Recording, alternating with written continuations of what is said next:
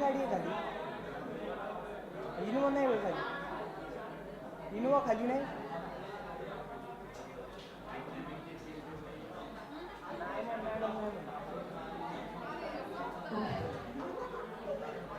नक्की का?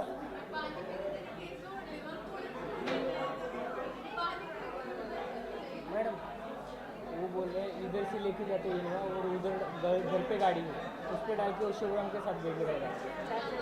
वो इधर से आपकी गाड़ी लेके जा रहा है और शिवराम के साथ तुरंत भेज सामान है वो माइक बीक सब लेके जा. सामान किसमें? इनोवा में. इनोवा में. हाँ और उधर जाके इनोवा में डाल रहे हैं उधर जाके बस आपकी गाड़ी में उधर घर तक. बाइक देते उसको कुछ देर में. वो लाता ही नहीं, वो कहीं पे भी लेके चले जाता है. पागल है वो टाइम. शिवराम को लेके जाता है. इनोवा में ही सामान है ना? नहीं वो उस गाड़ी अभी सामान इधर है वो इसमें डालेंगे ड्राइवर में और वो उधर लेके वो तो सामान ड्राइवर में डाली मत ना. डाल रहे हैं सामान ड्राइवर में क्यों डाल रहे हो? थोड़ा ही. इनोवा ही इधर लेके आ जा.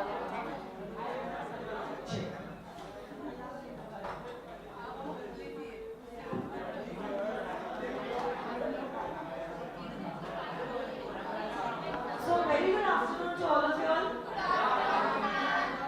So as you all know, in the last session, we had completed. आवाज कम करो. कम आ रहा है. As you all know, in the last session, we had started with the revision of the Indian Contract Act 1872.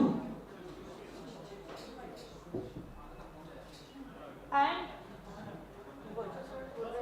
आवाज कम.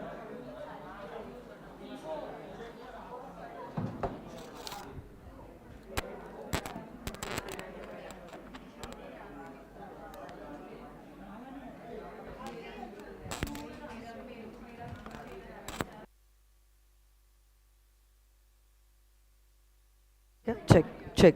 Okay. In the last session, थोड़ी सी आवाज बढ़ाओ ना. We had started with, in fact, we had completed the Indian Contract Act 1872.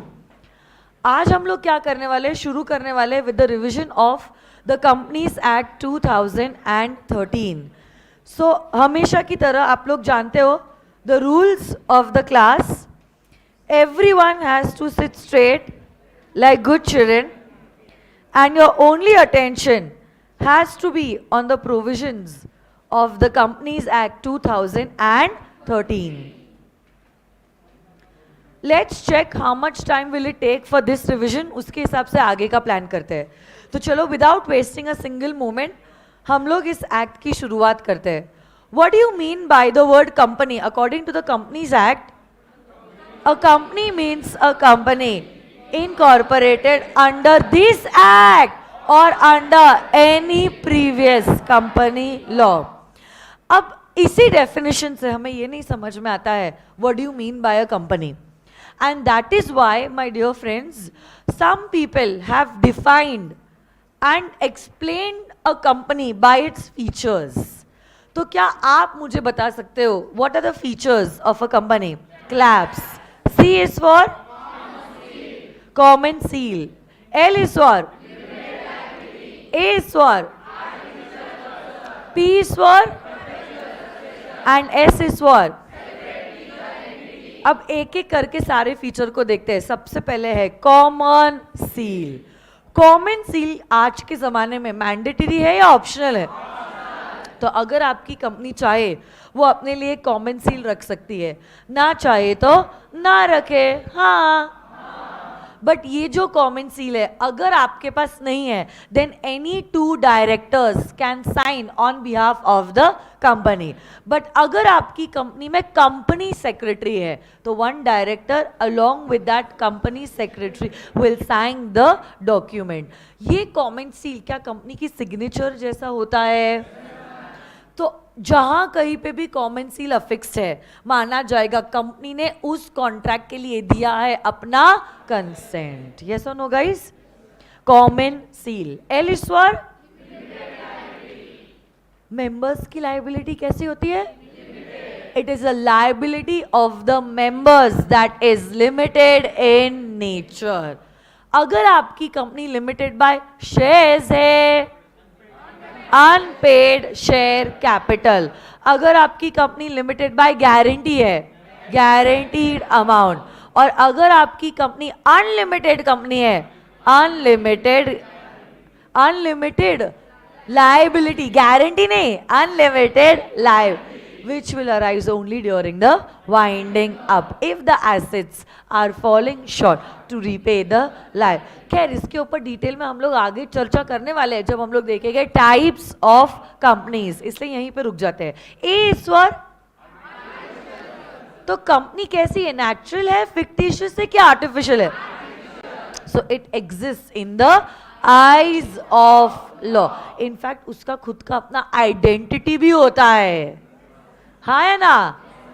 तो ये artificial person can buy assets in its own name, it can incur liabilities in its own name. साथ साथ में आप लोग मुझे बताओगे P is for what? Perpetual succession का क्या मतलब होता है? Continuous existence.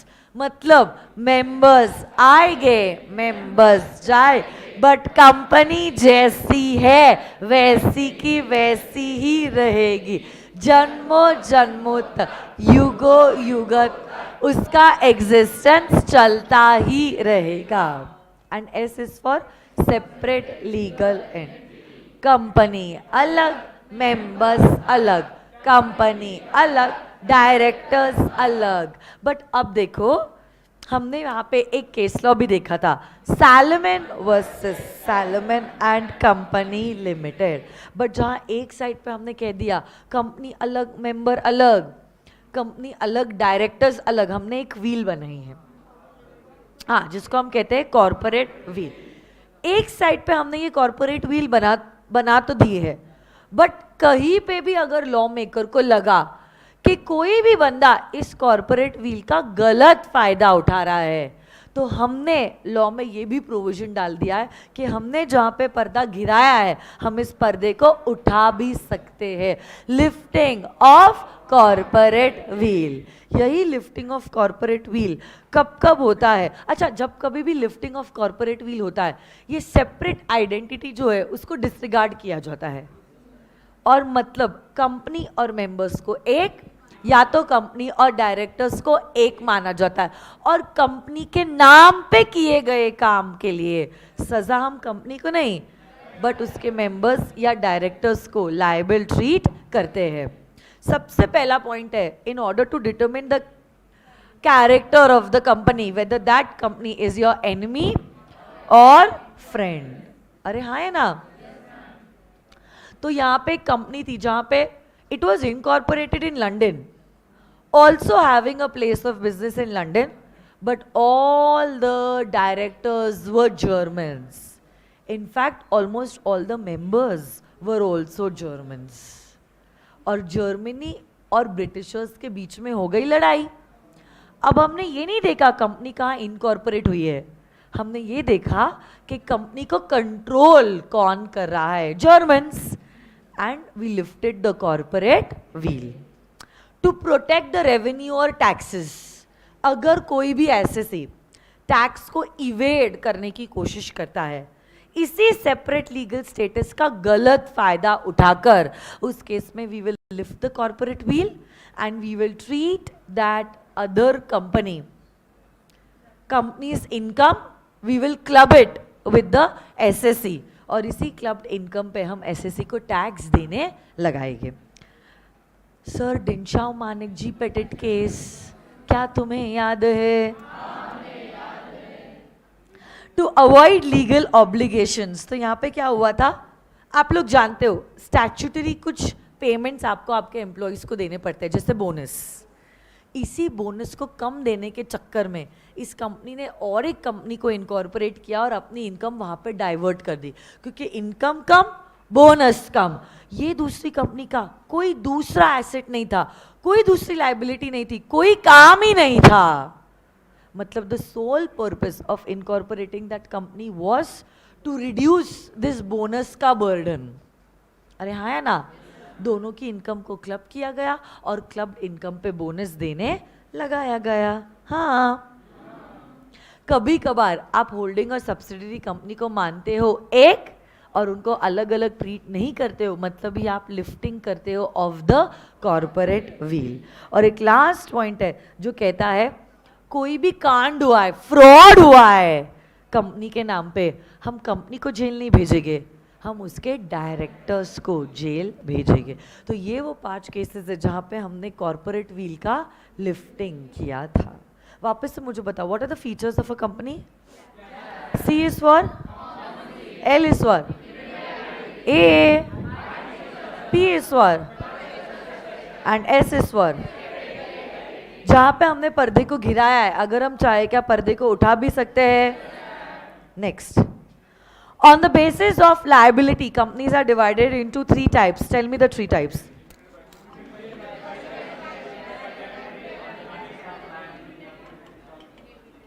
एनर्जी कहाँ है आप लोगों की? बोलो। Limited by shares, limited by guarantee, unlimited company. अगर आपकी कंपनी लिमिटेड बाय शेयर्स है, the liability of the members is limited up to the extent of unpaid share cap. ये पैसा कब कब बुलाया जा सकता है? ड्यूरिंग द लाइफ टाइम और ड्यूरिंग द वाइंडिंग अप। अगर आपके shares fully paid up shares है, क्या लायबिलिटी खत्म हो जाती है मेंबर्स की? अगर आपकी गारंटी कंपनी है, मेंबर्स की लायबिलिटी कितने हद तक लिमिटेड है? Up to the amount of guarantee. Guaranteed amount कहाँ लिखा होता है? मेमोरेंडम ऑफ एसोसिएशन के लायबिलिटी क्लॉज में। बट ये पैसा सिर्फ और सिर्फ कब बुलाया जा सकता है? During the wonderful. Unlimited company में मेंबर्स की लायबिलिटी अनलिमिटेड होती है, but this liability arises only during the winding up, that too only if the assets are falling short to repay the liability. Wonderful. On the basis of membership, a company can be a private company or a public company. जो company private नहीं है वो अब तो public company वो होती है जो प्राइवेट नहीं होती है। तो प्राइवेट कंपनी मतलब क्या? प्राइवेट कंपनी मतलब क्या होगा? जिसके आर्टिकल्स में बताया गया है 3 रेस्ट्रिक्टिव क्लॉजेस के बारे में। कौन से 3 रेस्ट्रिक्टिव क्लॉजेस बोलो? L, R, T. L is for limitation on what? Number of members. और ये लिमिटेशन कितना है? 200। बट 200 की गिनती में क्या होता है बताओ? Joint holders will be considered as 1 employee member, ex-employee members will not be counted. R is for restriction on what? Transferability of the shares. Shares के ट्रांसफरेबिलिटी पे प्रोहिबिशन है या रिस्ट्रिक्शन? तो क्या प्राइवेट कंपनी में भी मेंबर्स अपने shares transfer कर सकते हैं? But there will be certain terms and conditions attached. And P is for prohibition on what? Making an invitation to the public. तो क्या प्राइवेट कंपनी पब्लिक के पास जा सकती है? हाँ या ना? अगला देखो, जो प्राइवेट नहीं है वो कंपनी पब्लिक है, तो क्या पब्लिक कंपनी में कोई भी रिस्ट्रिक्शन है on the number of members? अरे बोलो ना, लिमिटेशन है क्या नंबर ऑफ मेंबर्स पे? पब्लिक कंपनी के शेयर्स क्या फ्रीली ट्रांसफरेबल है? पब्लिक कंपनी क्या पब्लिक के पास जा सकती है? इसी प्राइवेट कंपनी का एक बच्चा है ओपीसी। ओपीसी का फुल फॉर्म? मिनिमम मेंबर कितने हैं? Maximum. Minimum director? Maximum director 15। क्या नॉमिनेशन करना कंपल्सरी है? Minimum nominee and maximum nominee. अच्छा, क्या नॉमिनी अपना कंसेंट विड्रॉ कर सकता है? क्या आप नॉमिनी को निकाल सकते हो? साथ साथ में अब आप लोग मुझे बताओ, अगर आपको सोल मेंबर या नॉमिनी बनना है, क्या है आपका एलिजिबिलिटी क्राइटेरिया? बोलो। Natural person, Indian citizen, resident of India और अदरवाइज। हाँ है ना? And you should be a major. हाँ है ना? क्या ओपीसी सेक्शन 8 कंपनी हो सकती है? क्या OPC non banking financial activity कर सकती है? अरे बोलो ना। ओके, स्मॉल कंपनी का दर्जा आपको कब दिया जाएगा? When you are a company other then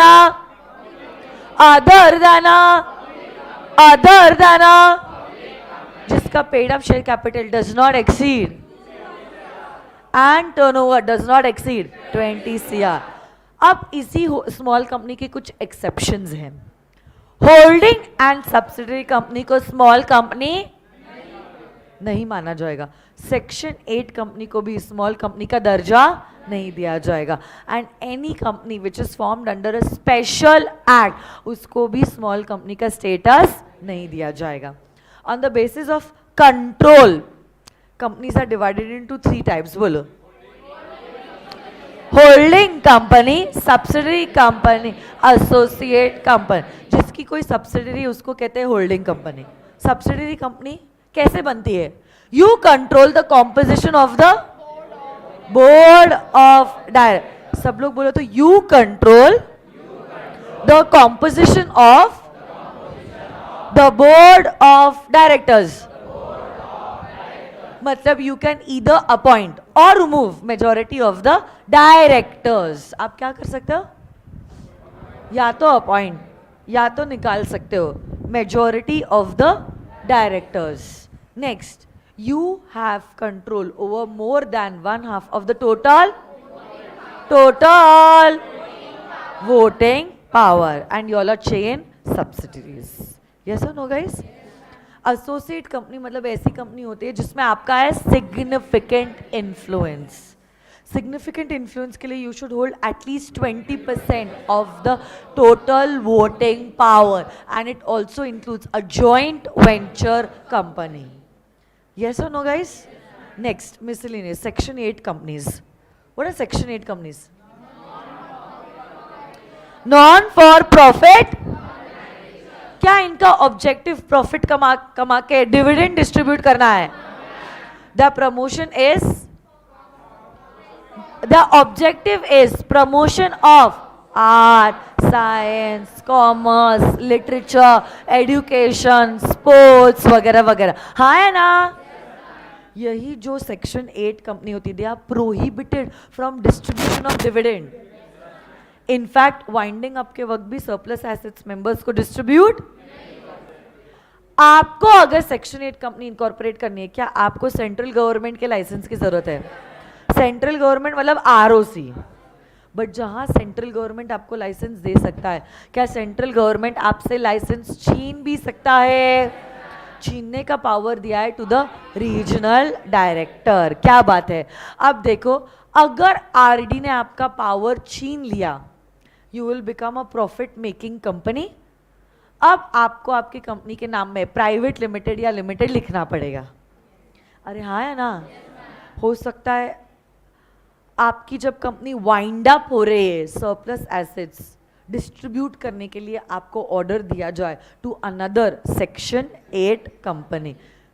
ये सरप्लस एसेट्स भी आप आपके मेंबर्स को डिस्ट्रीब्यूट नहीं कर सकते। गवर्नमेंट कंपनी ऐसी कंपनी होती है जिसमें not less than 51% of the total share capital is held either by और partly by. Very good. Nidhi company मतलब by the members and for the members. Dormant company मतलब ऐसी कंपनीज होती है जो एक्टिव नहीं होती है। हाँ या ना? They are basically incorporated to hold an asset for a future project और सम इंटेलेक्चुअल प्रॉपर्टी और सम टेक्निकल नो हाउ। ये स्टेटस आपको कितने सालों के लिए दिया जा सकता है? और आपकी कंपनी कोई भी सिग्निफिकेंट अकाउंटिंग ट्रांजैक्शंस नहीं कर रही है। हाँ या ना? कोई भी कंपनी को फॉर्म करने के लिए कितने लोग लगते हैं? कम से कम 1, 2 या 7। 1 in case of a, 2 in case of a, and 7 in case of a formation of a company. Incorporation of a company, incorporation of a company किस बारे में बात करता है कि कंपनी को आप इनकॉर्पोरेट कैसे कर सकते हो, कौन सा प्रोसीजर है आज के जमाने में, स्पाइस प्लस, क्या है फॉर्म नंबर बता सकते हो, INC 32 is for application of incorporating the company. फिर आप बहुत सारे डॉक्यूमेंट्स ROC के पास फाइल करते हो, INC 33, INC 34, INC 35, कौन से ये डॉक्यूमेंट्स है, MOA, AOA, एजाइल प्रो, हाँ है ना, particulars of first subscribers, particulars of first consent of first directors, address of correspondence and declaration by the first subscribers and first directors, and one more declaration by the director and a practicing CS, CMA और advocate कि हमने हर वो कोई चीज जो act के अंदर लिखी गई है वो हमने कंप्लाई करी है टू इनकॉर्पोरेट द कंपनी। जैसे ये सारी चीजें हो जाती है कि आपको शगुन के 11 रुपए मिलते हैं, इनफॉर्म नंबर INC 11, इनकॉर्पोरेशन से रिलेटेड सारे डॉक्यूमेंट्स आपको जिंदगी भर संभाल के रखने पड़ेंगे, हाँ है ना। और जैसे ही सेक्शन 7 ठीक से हो जाता है, सेक्शन 9 आ जाता है, that is the effect of registration. Next, effect of MOA and AOA। MOA and AOA are like contracts between the company and the members and the company and the directors। जो भी MOA और AOA में लिखा है वो company को comply करना ही पड़ेगा और उसके मेंबर्स को कंप्लाई करना ही पड़ेगा। So company is bound towards the members and members are bound towards the, but the outsider is not bound on the provisions of the memorandum and the articles of association। Capital और उसका classification, last examination में ही इसके ऊपर सवाल पूछा था। तो capital मतलब होता है कंपनी का शेयर कैपिटल, और यही कैपिटल के अलग अलग टाइप्स है, हाँ है ना। क्या क्या अलग अलग टाइप्स है बता सकते हो आप। ऑथराइज्ड शेयर कैपिटल, ये वो कैपिटल है जो कंपनी मैक्सिमम बुला सकती है। इसी ऑथराइज का जितना आपने इशू किया है उसको कहते हैं इशूड शेयर कैपिटल, जितना सब्सक्रिप्शन मिला है उसको कहते हैं सब्सक्राइब्ड शेयर कैपिटल, जितना कॉल किया है उसको कहते हैं कॉल्ड अप कैपिटल, और जितना पे किया है उसको कहते हैं paid up capital. Called up minus paid up को कहते हैं as the calls in arrears. Wonderful. Share एक तो मूवेबल प्रॉपर्टी होती है और ट्रांसफरेबल भी होती है। शेयर्स एक तो मूवेबल प्रॉपर्टी होती है as well as transferable property भी होती है। यही शेयर्स डिस्टिंक्टिवली नंबर्ड होना जरूरी है, जैसे करेंसी नोट्स होते हैं, for easy identification purpose. And there are 2 kinds of share capital. कौन से बोलो। Equity share capital and preference share. जो कैपिटल प्रेफरेंस नहीं है वो क्या है। तो what do you mean by equity share capital. क्या वोटिंग राइट्स, कुछ भी बोल रहे हो। क्या बोला मैंने। जो शेयर्स प्रेफरेंस नहीं है वो क्या है। तो इक्विटी शेयर्स की टाइप्स बताओ ना। Shares with differential voting rights बोलो। And ordinary equity shares. Preference shares ऐसे शेयर्स होते हैं जिनको प्रायोरिटी मिलती है 2 चीजों में, 1 payment of dividend and repayment of capital, हाँ है ना। अब मेमोरेंडम और आर्टिकल ऑफ एसोसिएशन के बारे में। दोनों भी डॉक्यूमेंट्स, मेमोरेंडम, ये किसकी चार्ट बुक, और आर्टिकल्स ऑफ एसोसिएशन, दोनों भी डॉक्यूमेंट्स जो है क्या वो पब्लिक डॉक्यूमेंट्स है? हाँ है ना? So anyone who wishes to can inspect these documents. Share holder ये जानकारी कि उसका पैसा किस पर्पस के लिए इस्तेमाल होने वाला है वो पता कर सकता है through the companies memorandum of association. And plus any outsider who is dealing with the company should know ये जो कॉन्ट्रैक्ट जो कंपनी के साथ एंटर करने जा रहा है वो कॉन्ट्रैक्ट एंटर करने का पावर कंपनी के पास है या नहीं है. वो किससे पता चलेगा? बोलो ना, मेमोरेंडम ऑफ एसोसिएशन. इसी मेमोरेंडम के कंटेंट बताओ, मैंने मेमोरी टेक्निक बताई थी, बोलो. NRLOC पार करके आ गए. हाँ, N is for R is for L is for O is for C is for and आ गई is for. और अगर आपकी OPC है और एक क्लॉज जाएगा नॉमिनेशन क्लॉज. सबसे पहला नेम क्लॉज, यहाँ पे कंपनी का नाम लिखा जाता है. अगर आपकी पब्लिक कंपनी है तो नाम के आगे लिमिटेड, प्राइवेट कंपनी है तो नाम के आगे प्राइवेट लिमिटेड, और ओपीसी है तो वडेवर प्राइवेट लिमिटेड और ब्रैकेट में लिखोगे 1 person company. R is for registered office clause. यहां पे आप सिर्फ लिखते हो the state of the registered office. L is for, यहां पे आप लिखते हो कि कंपनी के मेंबर्स की लाइबिलिटी कितने हद तक लिमिटेड है. ओ इज फॉर, आप लिखते हो कंपनी का काम क्या होने वाला है. सी इज फॉर, बट यही कैपिटल क्लॉज में आप क्या लिखते हो? सिर्फ कंपनी का authorised share capital. And association clause में आप लिखते हो कंपनी के फर्स्ट सब्सक्राइबर्स के बारे में, जो बन जाते हैं कंपनी के फर्स्ट मेंबर्स. क्या बनते हैं? कंपनी के फर्स्ट मेंबर्स. हाँ है ना? जहां पे नाम और काम मेमोरेंडम में लिखा है, इसी काम को करते कैसे है? कहाँ लिखा होता है? Articles of association. यही आर्टिकल्स जो होते हैं वो सबऑर्डिनेट होते हैं to the memorandum as well as the companies act. It should be in line with the memorandum, in line with the companies act 2013.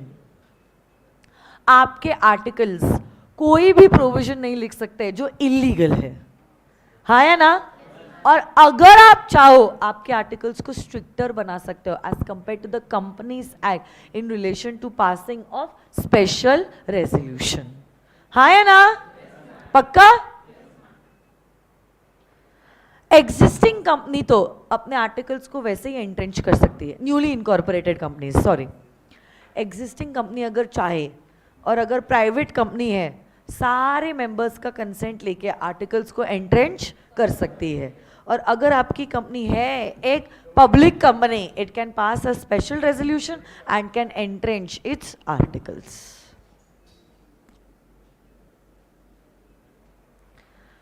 तीन बहुत इंपॉर्टेंट डॉक्ट्रिन्स है, इनफैक्ट एक्चुअली 2 है.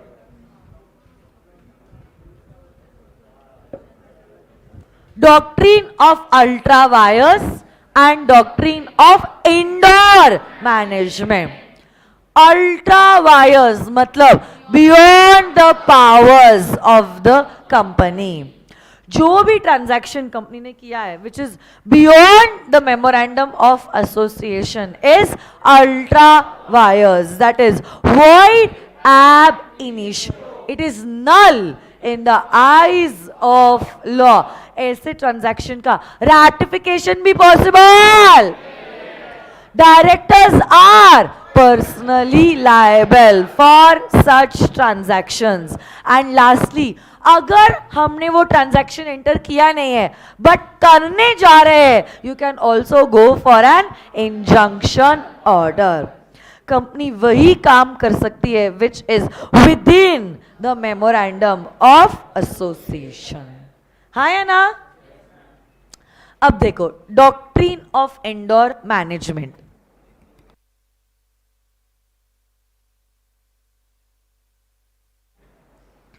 डॉक्ट्रिन ऑफ इंडोर मैनेजमेंट का जन्म हुआ after the doctrine of constructive notice. Constructive notice में हमने company को प्रोटेक्ट किया था अगेंस्ट द आउटसाइडर, जहां पे कहा था आपकी जिम्मेदारी है आउटसाइडर एमओए और एओए रीड करने की, plus also to check whether the internal proceedings have been complied with.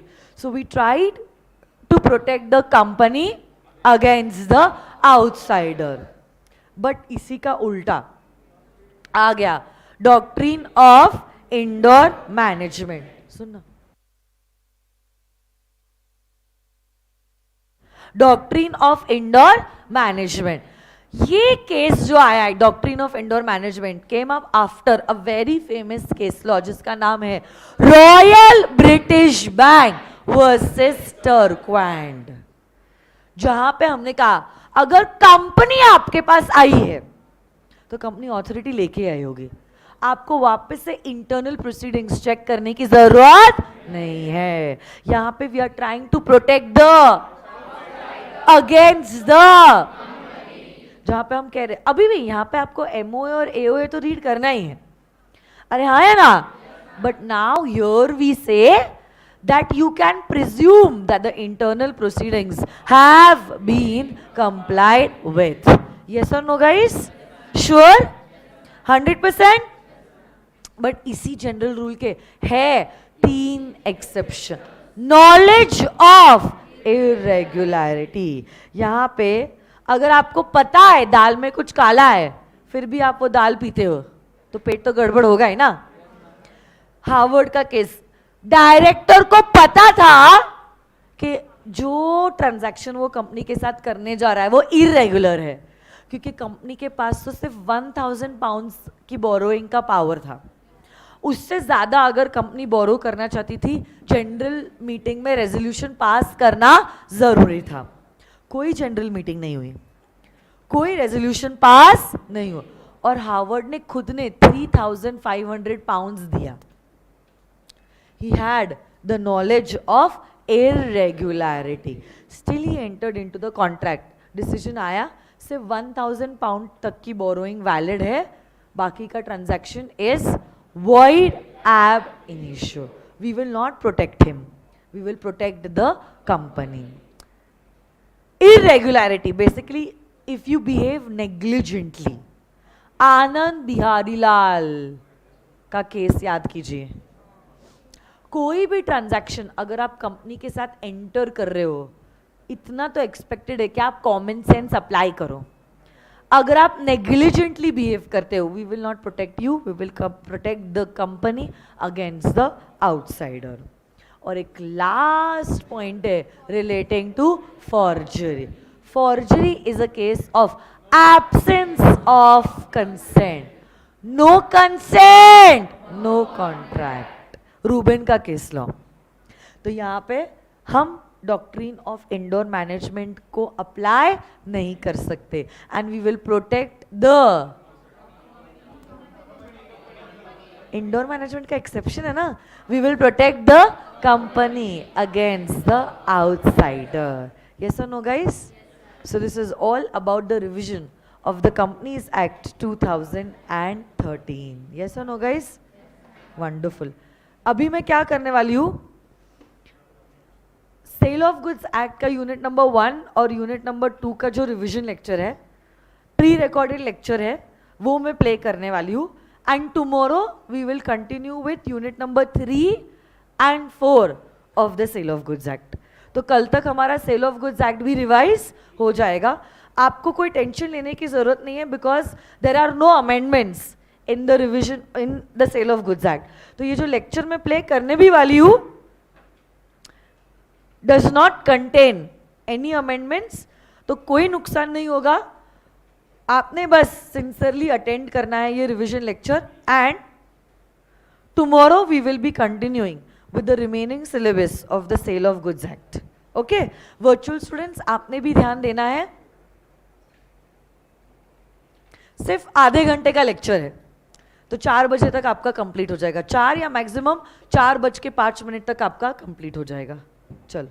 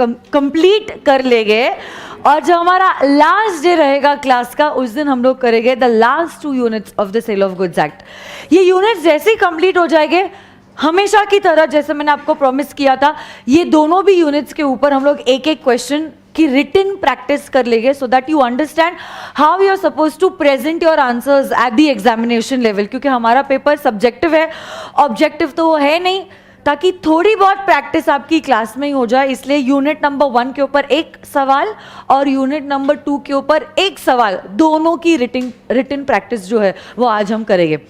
But उसके पहले is going to be the revision part, so you have to be involve with me in the revision part. Please मेरे साथ साथ जवाब देना। सबसे पहली बात तो मुझे बताओ, सेल के कॉन्ट्रैक्ट में कितनी पार्टीज होती है? कौन कौन से? Seller and currently who is the owner of the goods? इसी गुड्स की ओनरशिप को एक्ट में जो लीगल टर्म है उसको कहते हैं प्रॉपर्टी इन द गुड्स। क्या ट्रांसफर होती है to the buyer?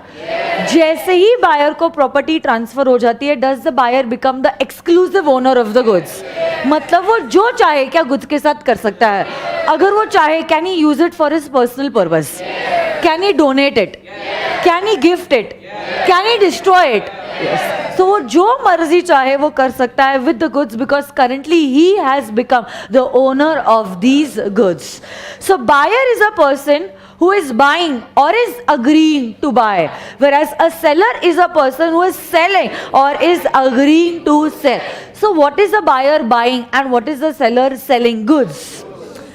What do you mean by goods according to the Sale of Goods Act? So every kind of movable property other than auctionable claim and money is known as goods. तो मुझे बताओ, immovable property क्या goods की definition में आएगी? Antique coins,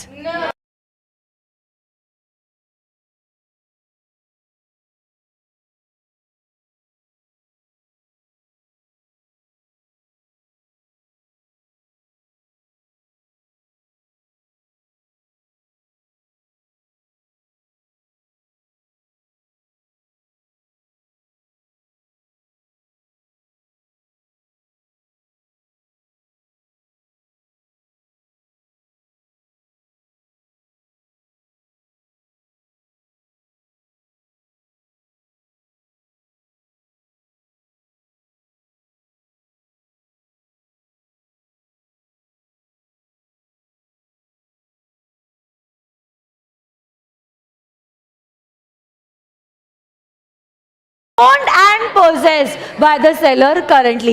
Existing goods के भी 3 types है, specific goods, ascertain goods and unascertain goods. So specific goods वो है those goods which are being identified by the seller at the time of the contract of sale are specific goods. तो मेरे को ये AC खरीदना है, इतने सारे ACs में से मैंने कहा है कि मुझे ये वाला ही AC चाहिए।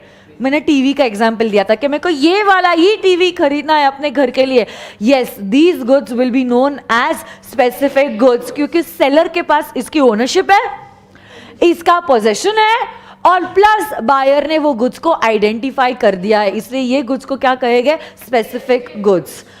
अनअसर्टेन गुड्स से आते हैं असर्टेन गुड्स। खैर वो 2 टाइप्स है नहीं, वो एक के बाद दूसरा आया जाता है, but because they are existing goods इसलिए हमने 3 कैटेगरीज दे दिए। तो अनअसर्टेन गुड्स ऐसे गुड्स होते हैं which are not been specifically identified और ascertain at the time of making the contract. But आप अनअसर्टेन गुड्स का सेल या परचेस नहीं कर सकते, पहले अनअसर्टेन गुड्स को आपको असर्टेन करना पड़ेगा। असर्टेन होने के बाद ही गुड्स को खरीदा या बेचा जा सकता है। तो ये पूरे लॉट में से जब आप एग्जैक्टली आइडेंटिफाई कर लेते हो which goods you want, these uncertain goods become your ascertain goods. Future goods ऐसे गुड्स होते हैं जो करंटली एग्जिस्टेंस में नहीं है, या तो उनको मैन्युफैक्चर करना होगा या तो उनको प्रोड्यूस करना होगा। ऐसे गुड्स को क्या कहते हैं? Future goods. फ्यूचर गुड्स के साथ कभी भी सेल नहीं हो सकता है, फ्यूचर गुड्स के साथ हमेशा अग्रीमेंट टू सेल होगा। They can never be a sale, a contract of sale in case of future goods. Contingent goods, the acquisition of the goods which is dependent on the happening or not happening of some future uncertain event is known as contingent goods. तो अगर वो uncertain event जो future वाला है वो हुआ तो ये गुड्स आएंगे, नहीं तो वो गुड्स नहीं आएंगे. तो अगर गुड्स आएंगे आप बेचोगे, नहीं आएगा तो ऐसे केस में कॉन्ट्रैक्ट वॉइड हो जाएगा. Contingent goods के केस में भी there can never be a contract of sale. You will always enter into an agreement to sell because the goods may or may not come. That we do not know because this is dependent upon the happening or not happening of a future uncertain event. यही goods की delivery 3 modes में हो सकती है. क्या आप बता सकते हो कौन से 3 modes? Actual, symbolic and constructive. Physically जहाँ पे goods का possession transfer हो रहा है, आप ऐसी कोई हरकत कर रहे हो which is a symbol of transferring the goods. Railway receipt देना, लॉरी रिसीट देना, आपकी एक्टिवा की कीज देना इज इक्विवेलेंट टू आपने एक्टिवा को ट्रांसफर किया है. गाड़ी की कीज देना इज इक्विवेलेंट टू आपने गाड़ी को दिया है. This is known as symbolic delivery. Constructive delivery में गुड्स का पोजेशन जहां पहले था अभी भी का वही है, बट नाउ ओनर क्या उसको चेंज हो जाता है. यस, इसी को कहते हैं as constructive delivery. Document of title, तो ये मैंने एक बड़ा एग्जाम्पल भी एंड में लिया था, आपको याद है क्या? सेक्शन नंबर 25 के साथ मैंने ये डॉक्यूमेंट ऑफ टाइटल को पढ़ाया था. तो बहुत सारे डॉक्यूमेंट्स ऑफ टाइटल होते हैं, जैसे कि bill of leading. Bill of leading के लिए एक बड़ा पीपीटी इंडिया और चाइना का मैंने वो एग्जाम्पल दिया था. Goods were been shipped through the ship, याद है क्या? Bill of lading. Dock warrant, warrant पे अगर डॉक पे अगर आपके गुड्स लैंड हो रहे हैं, what you get is a dock warrant. Warehouse keeper certificate, wharfinger certificate, railway receipt, multi modal transport. मैंने कहा था कि आपको गुड्स अमेरिका में भेजने हैं. अब पहले आप Pune to Mumbai by lorry भेज रहे हो, फिर मुंबई से फ्लाइट लेके वो अमेरिका गुड्स जाने वाले हैं. तो बेसिकली एक से ज्यादा मोड्स ऑफ ट्रांसपोर्टेशन जब यूज होते हैं उसको कहते हैं as a multi modal transport document. तो ये सारे डॉक्यूमेंट्स जो है these are known as document of title. Yes और no guys? Yes. Mercantile agent, ऐसा कोई एजेंट जो गुड्स में डील कर रहा है उसे कहते हैं मर्केंटाइल एजेंट. अकाउंट्स में आपका हुआ है कंसाइनमेंट अकाउंट्स. क्या कंसाइनर और कंसाइनी के बीच में प्रिंसिपल और एजेंट का रिलेशनशिप? कंसाइनी जिसके गुड्स बेच रहा है वो उसके नहीं है, वो कंसाइनर के है. मतलब क्या वो गुड्स में डील कर रहा है, तो ये कंसाइनी को क्या हम कह सकते हैं एज अ मर्केंटाइल एजेंट, क्योंकि वो गुड्स में डील कर रहा है और जो गुड्स में वो डील कर रहा है वो उसके नहीं, वो किसी और के है, वो कोई और उसका प्रिंसिपल है. हाँ या ना? इस एक्ट में जहां कहीं पे भी प्रॉपर्टी ये वर्ड इस्तेमाल हुआ है, property means the ownership in the goods. Yes और नो गाइज? यस. इंसॉल्वेंट मतलब एक ऐसा पर्सन जिसके एसेट्स हो गई है कम और लायबिलिटीज हो गई है ज्यादा. Price, yes, the money consideration that you are getting for selling the goods is known as the price of the goods. और क्वालिटी मतलब गुड्स की जो कंडीशन है, यस, जो स्टेट है उसी को कहते हैं as the quality of the goods. Sale और अग्रीमेंट टू सेल सेम है या अलग अलग है? तो मुझे बताओ, सेल के केस में क्या इमीडिएट ट्रांसफर ऑफ ओनरशिप हो रही है, बट अग्रीमेंट टू सेल में क्या ओनरशिप ट्रांसफर हो रही है at a future date? Sale के केस में मुझे बताओ, एग्जीक्यूटेड कॉन्ट्रैक्ट या एग्जीक्यूटरी कॉन्ट्रैक्ट? यहां पे गुड्स दिए, यहां पे पेमेंट मिल गया. But agreement to sale is a example of an executory contract. अच्छा मुझे बताओ ना, सेल हो गया, गुड्स का लॉस कौन बेयर करेगा, बायर या सेलर? बायर, क्योंकि जैसे ही सेल हो गया will the ownership get transfer to the buyer and does the risk lie with the owner? इस केस में it is the buyer. Agreement to sale में गुड्स का ओनरशिप अभी भी ट्रांसफर नहीं हुआ, तो ओनर कौन है? सेलर. तो गुड्स को कुछ नुकसान हो गया, कौन बेयर करेगा लॉस, सेलर या बायर? Very good. अच्छा, नेक्स्ट पॉइंट मुझे बता. This you had learned even in the Indian contract act, jus in rem and jus in persona.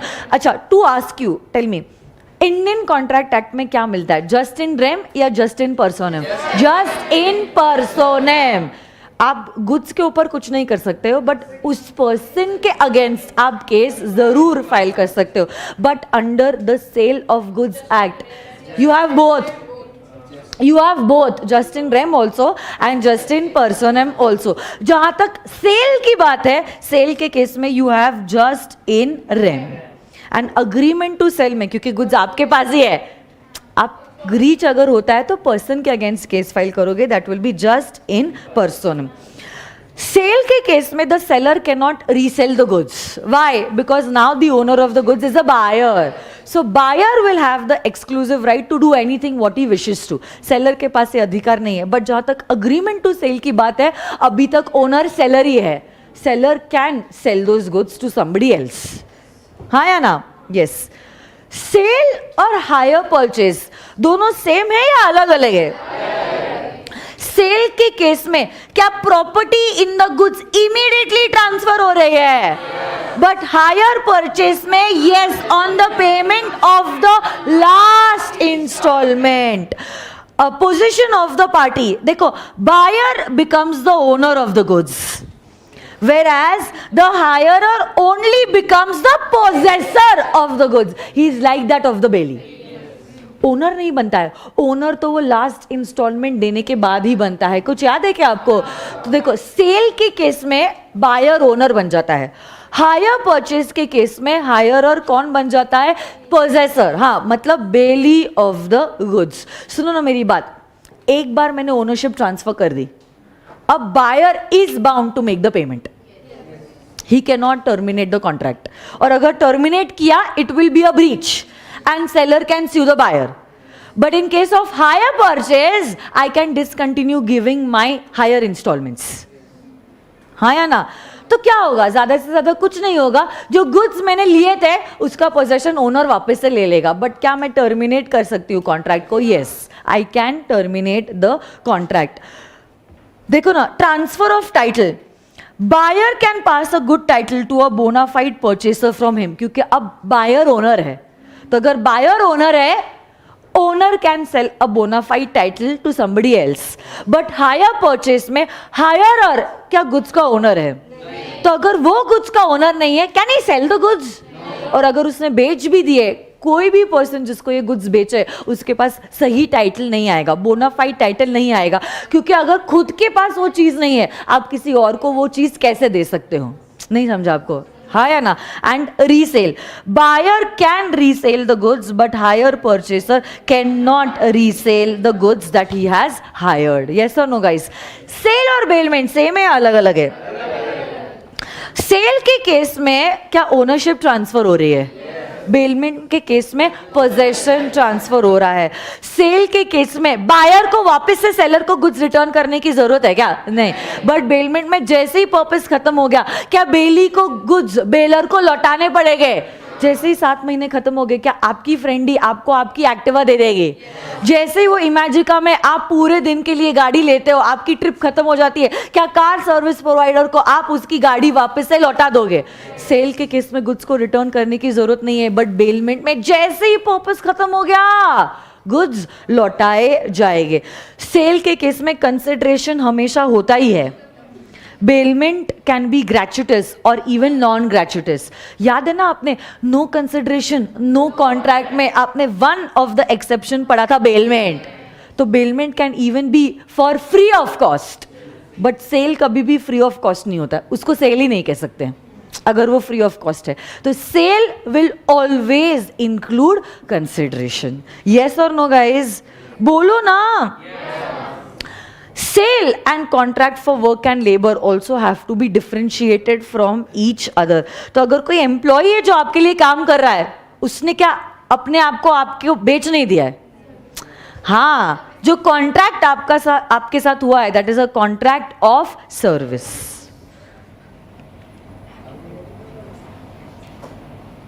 सुनो ना, subject matter of the contract of cell.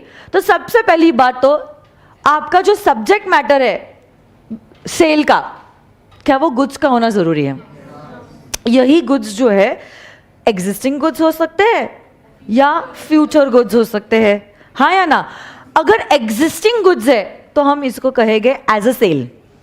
और अगर ये future goods है हम इसको कहेंगे as an agreement to sell. Yes और no guys? Yes. Goods perishing before making of contract. Yes, it is a bilateral mistake. Void ab initio. Very good. I'm so proud of you. And goods perishing before sale but after agreement to sale. Yes, it is a void contract. क्योंकि जब contract बनाया था तब goods थे. Contract बनने के बाद but execution के पहले गुड्स पेरिश हो गए. Void contract. पहले वैलिड, अब void. Void contract. Ascertainment of price. अगर कॉन्ट्रैक्ट ऑफ सेल हुआ है आप कैसे प्राइस को असर्टेन करोगे? सबसे पहली बात तो वही प्राइस आपको देना होगा जो कॉन्ट्रैक्ट में फिक्स्ड है. तो अपना दिमाग इस्तेमाल करने की जरूरत नहीं है. जो भी पार्टीज के बीच में अग्री हुआ है उसी के हिसाब से क्या आपको गुड्स के लिए प्राइस मतलब मनी कंसिडरेशन देना होगा.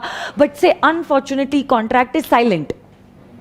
तब ऐसे केस में यूजुअली अगर कॉन्ट्रैक्ट प्राइस नहीं बताता है ना, it usually tells us the manner in which the price will be asserted. तो अब उस हिसाब से जो भी मैनर कॉन्ट्रैक्ट में बताया गया है उस हिसाब से, जैसे कि usually we appoint a valuer. Valuer को हम अपॉइंट करेंगे और वही बंदा जो है गुड्स का प्राइस असर्टेन करेगा और यही वैल्यूअर का असर्टेन किया गया प्राइस इस बायर को देना होगा टू द सेलर.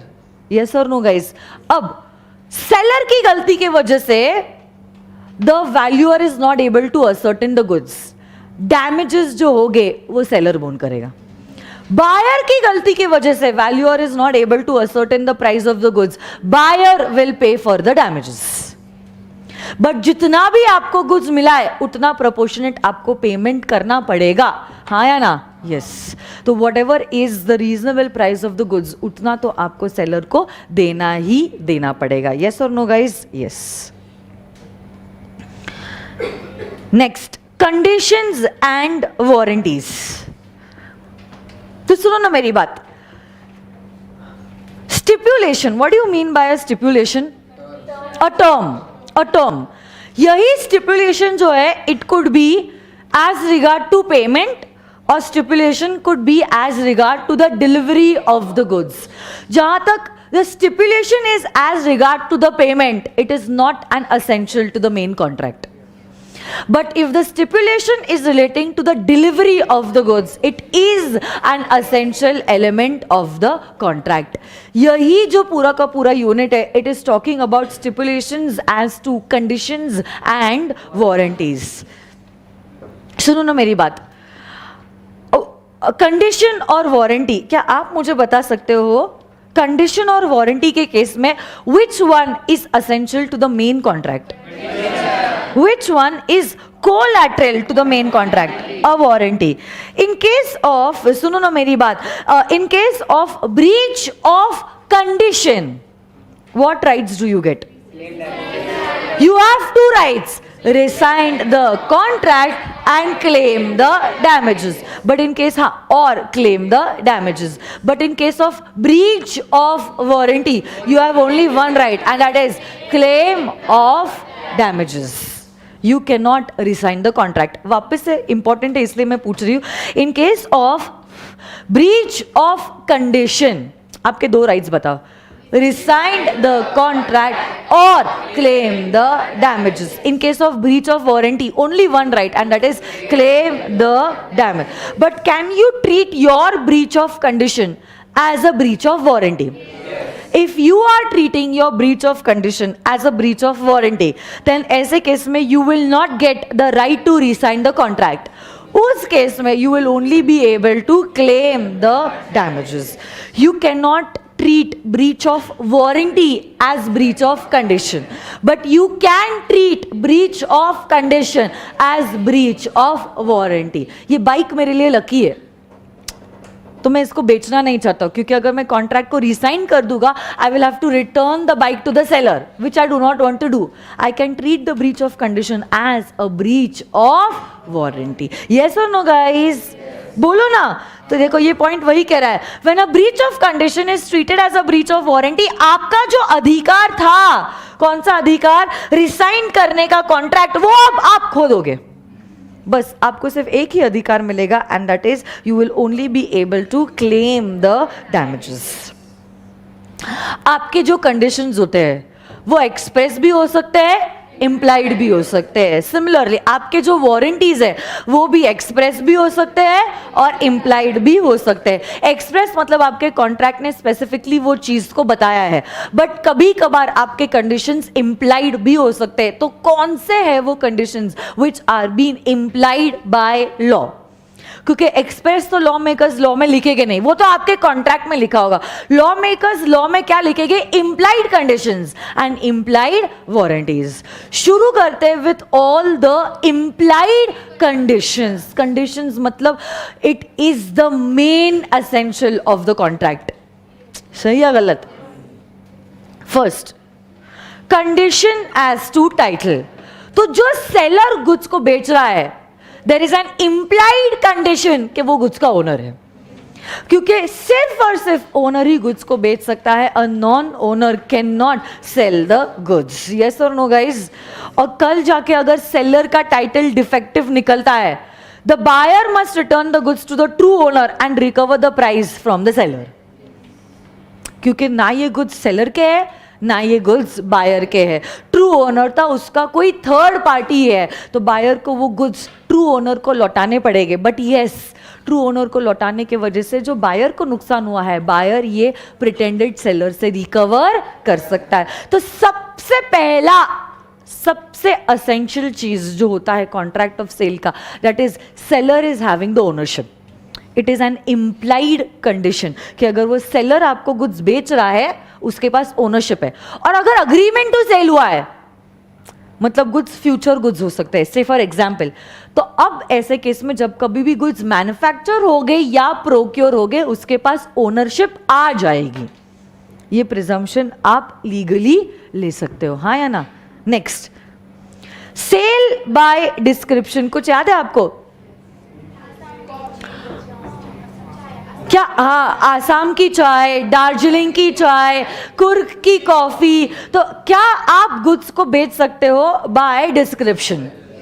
और अगर आपने गुड्स का डिस्क्रिप्शन दिया है ना कि भैया मुझे आसाम की चाय चाहिए, चाय पत्ती चाहिए, या मुझे कुर्ग की कॉफी चाहिए, जो कॉफी वो दे रहा है या जो वो चाय पत्ती दे रहा है, यू कैन अज्यूम कि वो वही है जो डिस्क्रिप्शन आपने दिया था। It is an implied condition that the goods that you described are the goods that are been sold by the seller to you. हो कि नहीं? Third, sale by sample. Baskin Robbins का एग्जाम्पल आपको याद है? तो अगर बल्क है और बल्क में से आपने कुछ सैंपल सिलेक्ट किया है, या तो फिर चावल का एग्जाम्पल मैंने आपको दिया था, वीट का एग्जाम्पल जो मैंने आपको दिया था, बास्किन रॉबिन्स का जो मैंने एग्जाम्पल दिया था, जो सैंपल आपने सिलेक्ट किया है से यस, उसी सैंपल के हिसाब से क्या गुड्स मीट होने चाहिए। Yes, it is an implied condition. Suppose, सुनो ना, सैंपल के हिसाब से गुड्स नहीं है, is there a breach of condition? Can you rescind the contract और can you claim the damages? कभी कभार can the sale also be by sample and description. यहां पे भी मैंने बास्किन रॉबिन्स का एग्जांपल दिया था। आपने बहुत सारे फ्लेवर्स टेस्ट किए, आपने मिसिसिपी मड फाइनल किया, ये सैंपल हो गया कि मुझे 10 किलो का पैकेट मिसिसिपी मड का देना, बट आपने कहा है उस पे ये सारे टॉपिंग्स डाल देना। तो सैंपल भी है और डिस्क्रिप्शन भी है। तो क्या आपका ये 10 किलो का ice cream family pack should match by the sample as well as by description? You can imply मतलब आप अज्यूम कर सकते हो, डीम कर सकते हो कि जो सैंपल सिलेक्ट किया है और जो डिस्क्रिप्शन दिया है उसी के हिसाब से ये 10 किलो का आइसक्रीम डिलीवर हुआ है। और अगर नहीं होता, या तो आप रिसाइन कर सकते हो या तो आप डैमेजेस क्लेम कर सकते हो, हाँ या ना? Yes. Condition as to quality और फिटनेस ऑफ द गुड्स। हाँ, ये एक इंपॉर्टेंट पॉइंट है, इसलिए मैं पूरा पॉइंट रीड करना चाहती हूँ। सुनो ना मेरी बात। ऑर्डिनरीली देखो जनरल रूल बोलता है, देखो there is no implied condition as to quality और fitness of the goods sold. There is no implied condition as to the quality or the fitness of the goods. However, सुन रहे हो क्या आप मेरी बात? The condition as to reasonable fitness of the goods for a particular purpose may be implied if 1. The buyer had made known to the seller the purpose of his purchase. He relied upon the skill and the judgment of the seller to select the goods. And the seller has been ordinarily dealing in those goods. याद है मैंने वो दादी जी का example दिया था कि उन्हें दांत बिठाने थे. अब ऐसे केस में 1, डेंटिस्ट को पता था कि दादी जी क्यों आई है. He was an expert in that particular field. और दादी जी ने कहा था मुझे तो कुछ आइडिया नहीं है, आप आपके हिसाब से जो आपको लग रहा है the best teeth that can fit in my jaw, आप वही मुझे दे देना. ऐसे केस में दादी जी can assume condition as to quality और fitness of the goods sold to her. Yes और नो गाइस? बोलो ना पक्का. बट इसमें भी एक एक्सेप्शन है. अगर आपने गुड्स को खरीदा है ट्रेडमार्क या पेटेंट नाम के हिसाब से, then there is no condition as to quality और फिटनेस. तो मैंने कहा मुझे डाइकिन का ही एसी चाहिए. जब मैं विजय सेल्स में जाती हूँ उस दुकानदार को मैं कहती हूँ नहीं भाई साहब मुझे डाइकिन का ही एसी चाहिए. क्या मैंने एसी मांगा ही है बाय अ ट्रेड नेम? मैंने उषा की सुइंग मशीन का एग्जांपल दिया था. अब ऐसे केस में डाइकिन से और 10 कंपनीज अच्छी हो सकती है जो एसीज मैन्युफैक्चर कर रही है और बेच रही है, बट क्योंकि मैंने डिमांड किया डाइकिन, क्या मैं सेलर को कह सकती हूँ आपने तो घटिया सा एसी मुझे दे दिया? क्यों नहीं? क्योंकि ब्रांड मैंने सिलेक्ट किया था और उसी के हिसाब से मैंने गुड्स को डिमांड किया था. So this is an important point, please mark it important. Last 2 बस conditions. Condition as to merchantability. Merchantability मतलब goods should be undamaged and usable in condition. Goods should be undamaged and usable in condition. तो मैं velvet cloth लेने गई थी market में. जो velvet cloth मुझे दिया गया था it was already damaged bye white ends. मतलब गुड्स आर नॉट मर्केंटेबल. मैं एटलीस्ट ये तो अज्यूम कर सकती हूँ ना कि जो गुड्स मुझे दिए जा रहे हैं वो अनडैमेज्ड है और वो यूजेबल है. ऐसे वाइट एंड्स के बिटन वेलवेट क्लॉथ से मैं कैसे अपने लिए कपड़े बना सकती हूँ? क्या यहाँ पे कंडीशन ब्रीच हुई है? क्या मैं कॉन्ट्रैक्ट को रिसाइन कर सकती हूँ, या अगर मैं चाहूँ क्या मैं डैमेजेस क्लेम कर सकती हूँ? Yes. And last point is condition as to wholesomeness. Wholesomeness मतलब fit for you to use. वो आंटी जी का एग्जाम्पल याद है? दूध जो था उसमें टाइफॉइड के जर्म्स थे. अब अगर मैं कल जाके मार्केट में से मिल्क परचेज कर रही हूँ, ऑब्वियस सी बात है, it is implied, it is obvious कि milk shall be fit for consumption. वो टाइफॉइड जर्म्स होने की वजह से शांत हो गई ना वो आंटी, सच में मर गई हो ना. Husband filed a case against that milkman and the case was maintainable and he was liable for damages. Unfortunately खैर इंसान चले गया है. मॉनेटरी टर्म्स में तो हम डैमेजेस ले नहीं सकते हैं, बट जितना फिर होता है उतना कॉम्पेंसेशन दिया गया. सो these are all the implied conditions. implied warranty 4 ही है बस, खत्म. 4 ही implied वारंटीज है. 1, the first implied warranty is warranty as to undisturbed possession. Undisturbed possession मतलब quiet possession. क्या हो गया? छोड़ो. Undisturbed possession मतलब quiet possession. Next warranty is the warranty as to the non-existence of an encumbrance. मतलब जो goods आप खरीद रहे हो they are not charged. Clear है वो. क्योंकि देखो अगर चार्ज क्रिएट होता है, जो चार्ज होल्डर होता है even he is interested in that property. तो इसलिए जो आप goods खरीद रहे हो they are not charged. उनका टाइटल क्लियर है.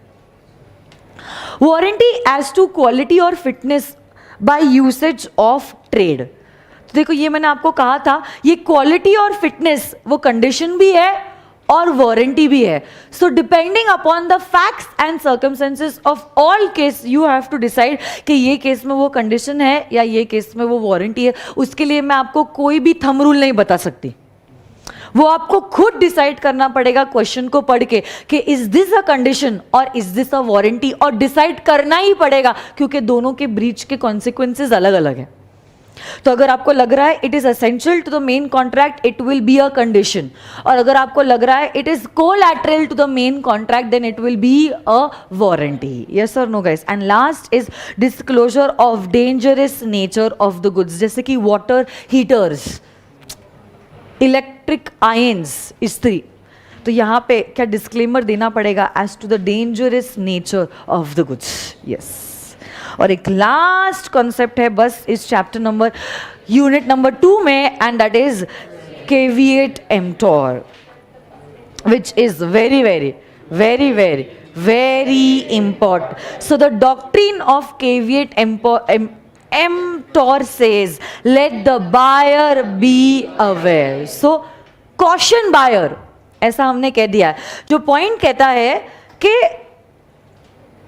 it is not the responsibility of the seller to disclose the faults in the goods. Let the buyer be aware. Yes or no guys? Yes. But this caveat emptor is subject to certain exceptions. General rule बोलता है let the buyer be aware. उसके exceptions जो रहेंगे वहां पे हमने buyer के ऊपर जिम्मेदारी नहीं रखी है, मतलब सेलर की लायबिलिटी कर दी है. सही या गलत? First, fitness as to quality of use. देखो इसमें भी वही है. When the buyer makes known to the seller the purpose for which the goods are required. तो बायर ने बोला रे सेलर को कि क्यों मुझे ये गुड्स चाहिए. हमने रिलाई किया है सेलर के स्किल के ऊपर, गुड्स के बारे में हमने डिस्क्रिप्शन भी दिया है. तब ऐसे केस में फिर भी अगर सेलर हमारी बातें नहीं सुन रहा है तो हमारी गलती नहीं है, सेलर की गलती है. मैंने कहा आई need a water bottle for storing hot water.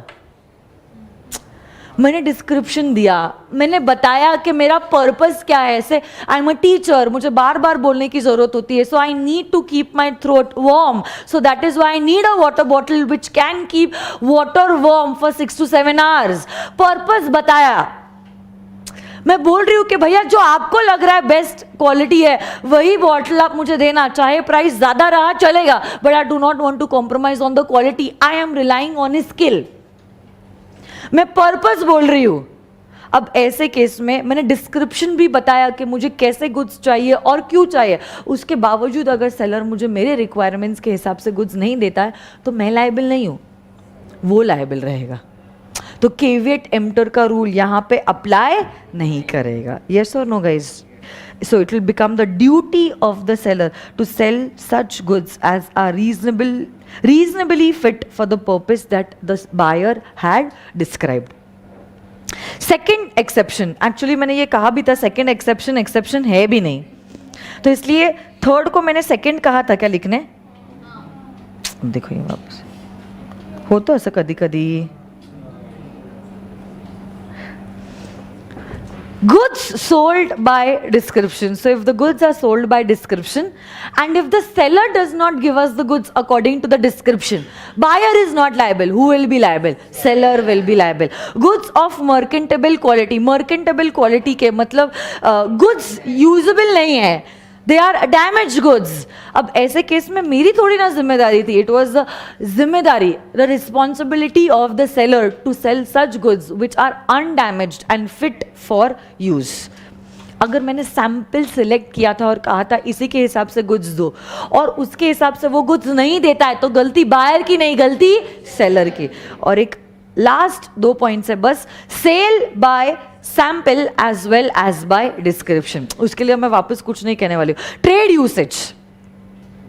So an implied warranty or condition as to the quality or fitness for a particular purpose may be annexed by the usage of trade, and if the seller deviates from that, the rule of caveat emptor is not applicable.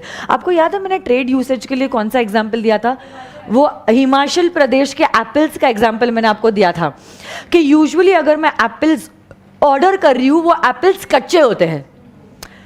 क्यों कच्चे होते हैं? क्योंकि transport करते करते market में आते आते वो एप्पल्स ऑटोमेटिकली राइप हो जाते हैं। अब अगर आप पके हुए एप्पल्स ही देते हो, ऑब्वियस सी बात है मार्केट में आते आते वो पकेंगे नहीं, वो सड़ जाएंगे। कुछ याद आ रहा है क्या आपको एग्जाम्पल? सेलर ने जो ट्रेड यूसेज है उसको यूज नहीं किया है, वो डेविएट हुआ है, मतलब वो लाइन से साइड लाइन हुआ है, तो गलती उसकी है, गलती मेरी नहीं है। और लास्ट है, seller actively conceals a defect.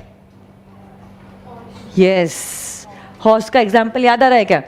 Horse के हूफ जो क्रैक्ड था उसके अंदर सीमेंट भर दे, जो रीजनेबल इंस्पेक्शन से भी मैं पता नहीं कर पाती थी। एक्टिवली कंसील, छुपाना। अब अगर मैं रीजनेबली गुड्स को इंस्पेक्ट भी कर लेती ना तो भी पता नहीं चलता कि उसने क्या कांड किया है। तो गलती मेरी नहीं है, गलती उसकी है। Seller will be liable, exception to KVA टेम्पटोर। Yes or no, guys? So this is all about unit number 1 and unit number 2 of the Sale of Goods Act. Come on.